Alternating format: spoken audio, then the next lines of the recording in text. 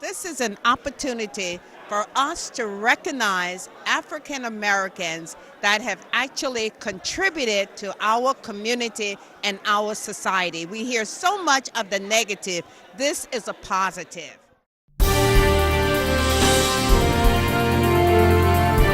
Hello, my name is Lakeisha Chase, and we're back with WTVE's Black History Special. I'm here with Frank Gilyard of the Central PA African American Museum, and you're going to tell us a little bit about the Terry family. Yes, ma'am. Okay. The Terry family came here in the 1850s from Virginia. They were former slaves. The master released them when he died. Each one of his children, which were mulattoes, received $1,000 plus some of their inheritance. And Jenny was their mother, and she is buried at the Charles Evans Cemetery. And in 1919, Mose Terry, the oldest of the boys, wrote the story and the movement of the Underground Railroad here in the city of Reading and Berks County. Oh, wow. He tells about how they would have to hide the runaway slaves in hay wagons, how they would have to disguise them in their houses, and how one of the families was known as a way station, and the posse and the sheriff department went to her house, and they had got notice that they were coming and was able to move those people out of that house before the posse or anybody got there to recapture the runaway slaves. Oh, wow. One of the brothers, they became barbers. Most of them became barbers.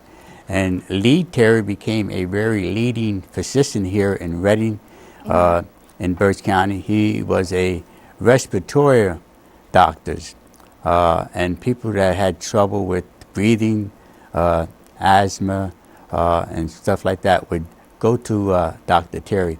His office was right there at 2nd and Court Street. Okay. They did a lot of traveling in South Africa, doing safaris, and they would come back in the 40s, and they would have slide presentation of their trips to the far east and the far west Africa. Okay.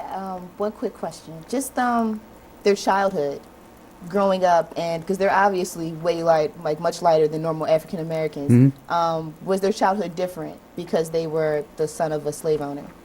Their childhood was different.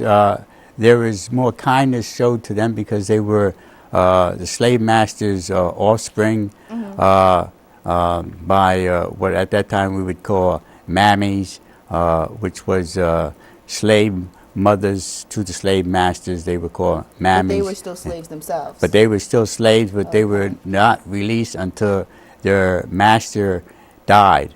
And in his will, it was stated that they and the whole family would be released and given their freedom and taken to wherever they wanted to. It's not really understandable why they chose Reading, but this is where they wound up in Reading, Pennsylvania. Okay. Was it common for other families to release the slaves if they were the children of the slave owner? Yes. Most slaves was released after death, or if a slave master was having financial trouble, sometime he would release his offsprings instead of selling them into further in debt into slavery.